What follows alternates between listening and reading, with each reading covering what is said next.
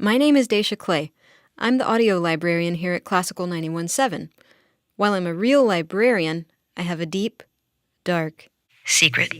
I know very little about classical music. I grew up listening to rock, and I know something about jazz. But when it comes to classical, the thing is, I want to learn. And as it turns out, I work with people who know a lot about classical music. Every week on this show, one of my coworkers will give me a homework assignment, a piece of classical music they think I should know, and then we'll discuss it. Come learn with me in the classical classroom. All right, class. Okay, everybody calm down. It's time for another episode of The Classical Classroom. I'm your host, Dacia Clay, and today my guest, my teacher, if you will be Chris Johnson, who I'm welcoming back to the Classical Classroom. He was here those many months ago when the Classical Classroom first started in our very first episode. He is, by the way, Classical 91.7's afternoon drive host, and he also does the show What's New on Saturdays. Chris, welcome back. Hey, it's great to be here. Thanks for having me back, and congratulations on the success of your show. Oh, go on. I'm serious. It's been fun listening, and I've been itching to get back in here. I'm so glad you're back. Mm-hmm. I'm really stoked about what we were going to be talking about today. Well, I had hoped you would be, so I've been waiting for you to get some more episodes under your belt before I come in and hopefully blow your mind with something you've never heard before. Well, what are we going to be talking about today? What are you teaching me? Well, I wanted to talk about genre of music that is, I hesitate to call it a genre yet because it's still kind of formulating. And I first heard the word in 2005 or 2006 called alt classical. Yeah. Kind of coming, remember back in the 90s when everything was alt, everything was alternative. Alternative to what? Right, exactly. So I've heard it called that. There's a guy in London who is the grandson of the great Russian classical composer Sergei Prokofiev. His name is Gabriel, and he runs a label and a series of concerts which he calls non-classical. And then these days, particularly if you look to New York, you see what is now people are sometimes referring to as indie classical. Yeah. So although there's more at play than just the two genres of indie rock and classical kind of meeting, which is essentially what's happening, there's a little more to it than that, but that's probably the simplest way to talk about it. The word classical Yeah. kind of gets bandied about like people use the word Kleenex to mean tissue, Sure. or Coke to mean a soda, Yep. or pop for those of you who live in the North. So tell me a little bit more about that. I will say for what we're talking about today that there will be many people who will be staunchly opposed to me referring to it as classical. And that could be for better or worse. I think some of the people writing the music would just assume that it not be bunched up in the same box as Mozart and Bach. But also the people who are sort of your more traditional classical music lovers, they will hear music like this and instantly get angry at the idea of it being referred to as classical. So that's part of it. But a few years ago, I interviewed an author by the name of Joe Horowitz, who's a known scholar and expert on classical music in America, and he says that we are now in a post-classical era. That essentially starting with the music of John Adams and Steve Reich, which I know you've talked about on this program before, and Philip Glass, that we're there, although those composers are sometimes fit into the quote-unquote classical canon, that they are the beginning of a post-classical era of concert music. Yeah. So if you follow contemporary music writing and reading, like there's a website, New Music Box, they refer to music being written today as simply concert music. They don't call it classical music. Huh. Mm-hmm. Okay, and so that term is kind of what they're using to distinguish it from other genres of music, like rock music or jazz or whatever. Okay, so they're calling it concert music. That's interesting. This word indie classical is a small word that is an attempt to classify like a large quantity of music that's being written right now. So Nico Muhly is a composer that I picked to kind of focus on because he straddles the line between classical and non-classical. You'll see his music in the Metropolitan Opera House, as you will in 2014 when his opera debuts there. But you'll also see him on stage, as he was recently, with Sufjan Stevens and Bryce Dessert. Desner. Yeah, the guy from the National. Yeah. And they did this collaborative multimedia show called The Planetarium. And once you really look at it, it's like an indie classical version of Gustav Holst's The Planets. Wow. Yeah. Yeah. Well, tell me a little bit about Nico, like where he came from, what his influences are. Yeah. Well, he is an American, grew up in Vermont, went to school in New York, studied at Juilliard, did the dual degree program that they have at Juilliard and Columbia. He trained with John Corigliano at the Juilliard School, who's a noted, solidly classical composer who is still working and still alive, but of an older generation, let's say. Okay. And then he also worked and probably still works to some degree alongside of Philip Glass. So, and with Nico's music, part of the influence is that. So you can hear everything from Bjork, John Adams, Steve Reich, Philip Glass to, William Byrd or John Dowling or some of these, pre-Baroque era church composers. Yeah. Well, why don't we hear some? Okay, wait. So before we started, though, I wanted to point out a couple of things first, because one of the reasons why I picked this piece is because within this piece, you hear, I'm going to use the word, a quote unquote fusion. It's a really bad word, but I like to use that word because it's so dated these days. But you hear a mixture or a melding, or you can just, if you listen closely, you will hear about 20 different influences in here. Some classical, some not. So it starts in the very beginning with the first movement where you have this slow, bombastic, introduction to a piece, which is not very different than a classical era symphony, say by Haydn or something like that. Okay.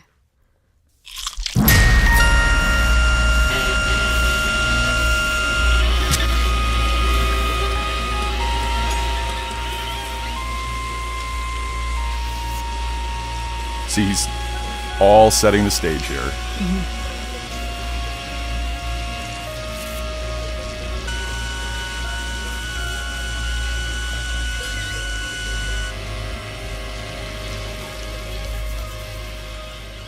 Now, the piece is scored for a multi-instrumental performer, one performer, and a pre-recorded CD.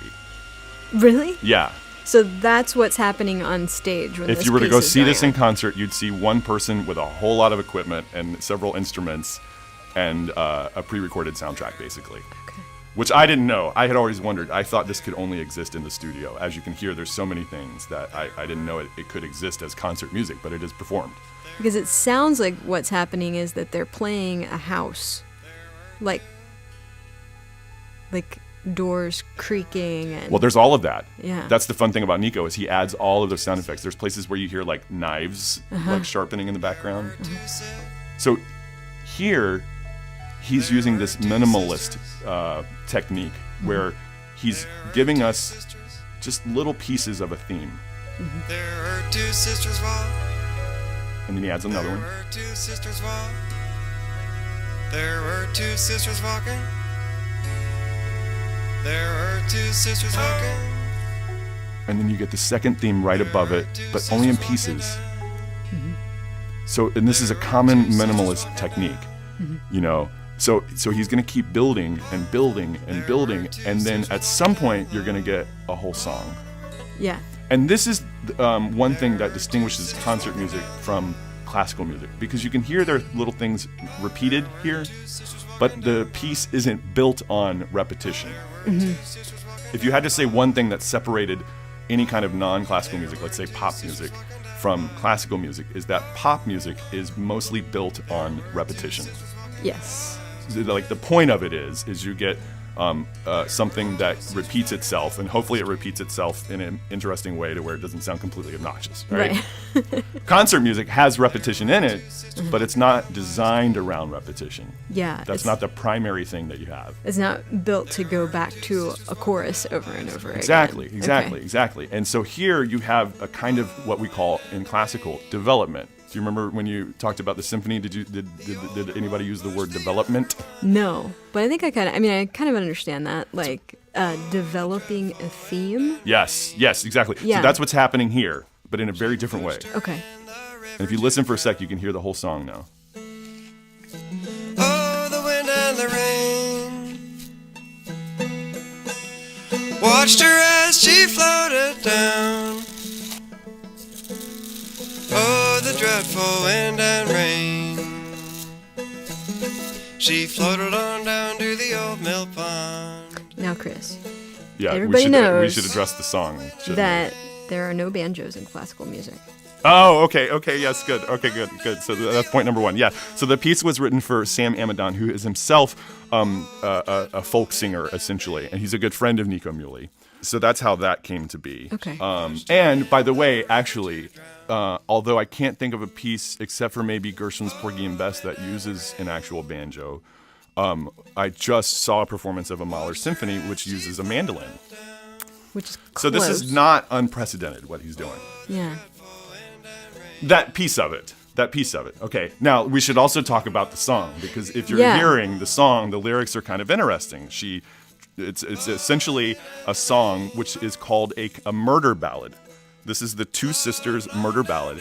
It goes all the way back to 1656, and there are at least 21 English variants that exist. Never mind the versions of this tune that come from other countries. Oh, wow. And basic story of the tune is that these two sisters go down by a body of water. Sometimes it's a river, sometimes it's a sea, depending on the song. The older one pushes the younger one in and then refuses to pull her out again. Now, generally, the lyrics explicitly state the intent of the older daughter to drown the younger one, as you can hear in this one. Yeah. She pushed her in the river to drown, Yeah. basically. So, and her motive is sexual jealousy.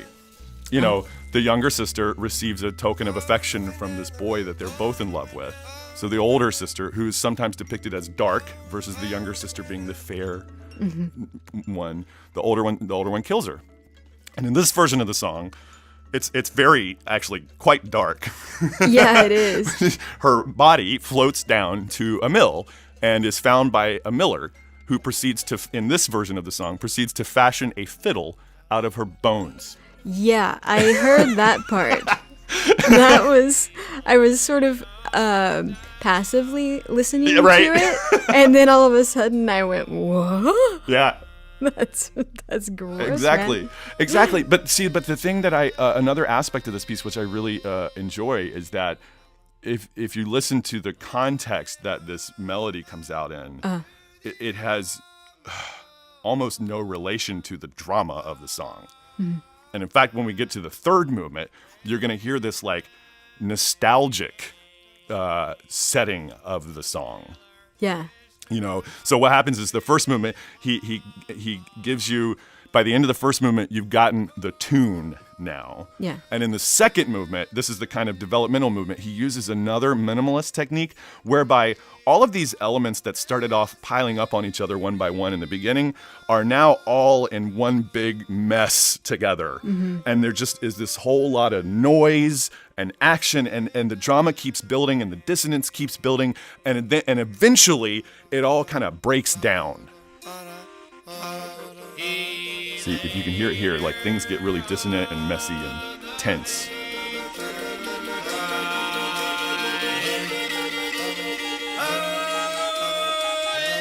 He's starting here, and then it's going to get really loud and really, I don't know how you say it, cacophonic.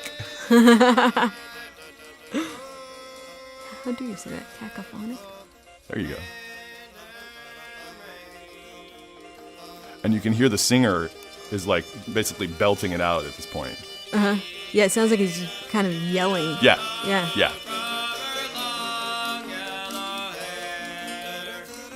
Yeah, what are you hearing as far as, because you were saying it's like there's some classical influences and some not. What kind of classical influences are we hearing? Well, basically in this, the biggest thing is in this one movement, he's doing this thing that minimalist composers like to do. He's pulled the song apart now. He's elongating it, which is a classical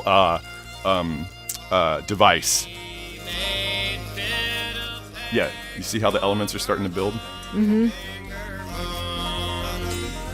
And actually, by the way, a lot of these indie rock composers that don't really fit into a genre either, like Owen Pallett, Imogen Heap is probably the most popular mainstream example. They're what they call Ableton artists. They use this Ableton software, and they come with their one instrument, and they'll play something, and then they'll loop it, and then they'll play something else, and then they'll loop it. So that what you get is one thing, and then another thing, and then the pieces get built in layers, and by the time you get to the middle of the song, that's the busiest, most layered part.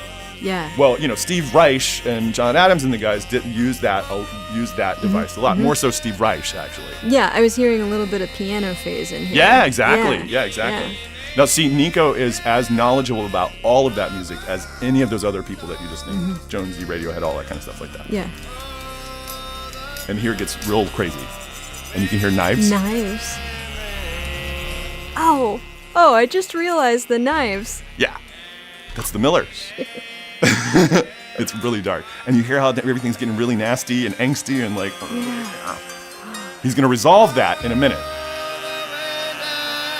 Which is another key element of classical music. This is like the creepiest music I've ever heard. Isn't it? See, now it's like kind of like blowing up, almost disintegrating into like this big mess. And then it's going to explode again here in a second.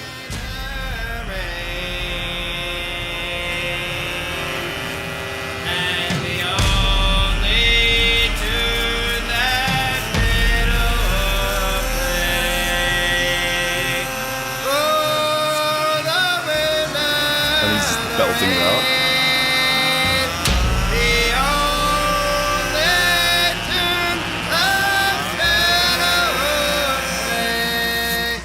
Was all the dreadful wind and rain. There's your disintegration. Wow. So this music's kind of imploded on itself, which is again something that you hear a lot in minimalist classical music. Yeah. But then he adds all this other stuff into the mix, Sounds like a piano is being disemboweled. Yeah. Right now, that's what And can you hear the celeste with the bell-like instrument? It almost sounds like there's a toy piano in the background too. And then an actual piano, and then you've got a viola.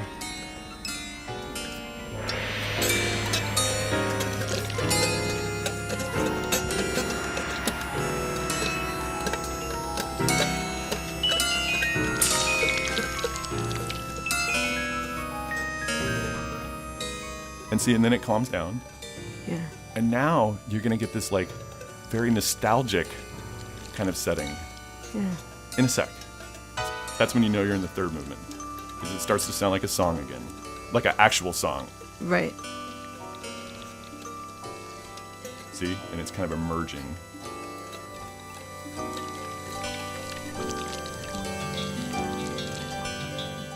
And now it's the prettiest part. There were two sisters walking down by a stream. Oh, the wind and the rain. And he's like waxing nostalgic about this story about the older sister killing her younger sister. It's such a lovely story. I know, right? Oh, the So pretty. dreadful wind and rain. So, you have this piece of music that Pushed her in is, the river if to you drown. heard it, upon initial hearing, I think most people would not hear the connection to the classical canon. Watched her as she floated. Except for maybe a couple of instruments, maybe. I don't know what other people would hear, but I would like to think that for a lot of people, they'll hear this and they'll say, no, that's not classical, Chris. But, and depending, as you just demonstrated, depending on the angle you're coming at it. See, I listen and I hear Steve Reich, and I hear John Adams, and I hear Haydn. Yeah. And you hear Jonesy and Radiohead. Yeah. And that's why I love this music so much. Yeah. Because you come to it from that background, and I come to it from another background, and yet now we can share this music that sort of meets in the middle somewhere. That's kind of cool to have that area where the classical and the sort of contemporary rock stuff meet. I was thinking when I was listening to this today that I was like, oh, I like this. Yeah. And I was like, why do I like this? Okay. Why do I like this? I mean, of course, it reminds me of certain things that I like, certain artists, but on a deeper level, like, why? What is it about this music that appeals to me? And I think that it's because of the dissonance and the sounds that he uses. Okay.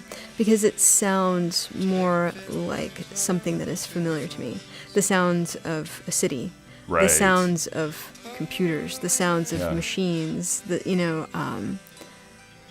yeah, there are all of these elements that are, remind me of some creepy cabin in the woods where a dude is making an instrument out of a woman's body too. But I mean, like, there's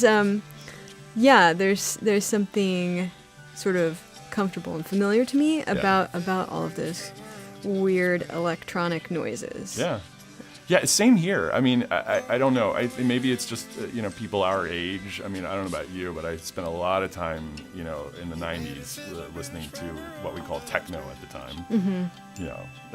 Electronic dance music, basically. Yeah. And some people back in those days that said that that's where music is going. And that's one way music went. Mm-hmm. But that's part of my interest in contemporary music of all kinds, is because something happened for classical back in the early part of the 20th century, where things started to splinter. So you asked, like, what distinguishes classical from non-classical and where do we draw the lines? Yeah. You could go all the way back to sometime in the mid-20th century and say, this is where classical music started to become something other than classical music. Mm-hmm. And there was even people writing what they called musique concrète, the concrete music, where they would record sounds from the natural world. Yeah. Like we just alluded to. Yeah. Which is one aspect of what Nico Muhly is doing here. And John Adams has done it quite a lot. I mentioned the transmigration of souls. That was a big aspect of that. He had recorded sounds of Manhattan. Yeah. And it was one of the most moving concert experiences I've ever had. Yeah, Gershwin did that in the episode of Classical Classroom I did with Amy Bishop, where we were talking about tone poems. Uh-huh.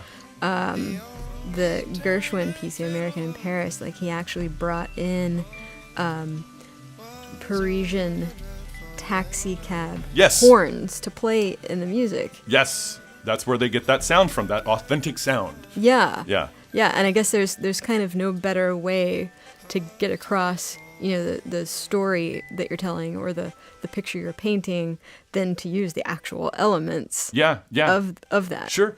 Where do you see classical music, indie classical music, where do you see it going from here? I mean... The thing is it's just things are getting different. Yeah. They're getting real different. Yeah. And everything that we associated with classical music, the idea of going to see a symphony orchestra in a nice concert hall where you would get dressed up and go down there, people do that. But that is not the sum total of classical music today. And that's the biggest thing that's different about classical music today, is all the traditional structures are transforming, disappearing, whatever. And some people say that that's representative of the death of classical music. Other people, and I'm starting to be one of them, say that thank goodness all that stuff is going away, because now people can, like, really come to appreciate music without all of the sort of negative things that people associate with classical music. The elitism, the whole idea of putting on a suit and going down to a concert hall. Yeah. What if you don't have a suit and you just like music? Yeah. And one of the reasons why I wanted to talk about Nico Muhly, because you asked me where I think music's heading, and I don't really know. But if I were somebody who was interested in the topic of where is classical music going and what's the future of classical music going to sound like, I would be watching and listening to people like Nico very closely, because he fully embraces the classical tradition. His music wouldn't be what it is if he wasn't highly versed in the classical canon all the way back to the 14 and 1500s. His music wouldn't be what it is. But it also wouldn't be what it is if he didn't hang out in Iceland, like, I don't know, it seems like 3 or 4 times a year he goes over to visit Bjork or whoever, and all those people that he works with, So his music wouldn't be what it is if it weren't for all of that. Yeah. Now, whether or not people follow in his footsteps and embracing all of that, I don't know. We'll see. Chris, this has been a really engaging discussion, and I wish we could keep talking for like 2 more hours. But alas, we must end the episode at some point. Listeners, I'd be really interested to see what your thoughts are on where classical music is headed and how you think it should change or not change. If you'd like to weigh in on that discussion, send me an email at dclay@classical917.org. And Chris, thanks so much for coming on today. Oh, this is fun. Thanks for letting me share something that I personally just get really excited about. So, It was great. yeah. Yeah. Everybody, thanks for tuning in, and we will catch you next time.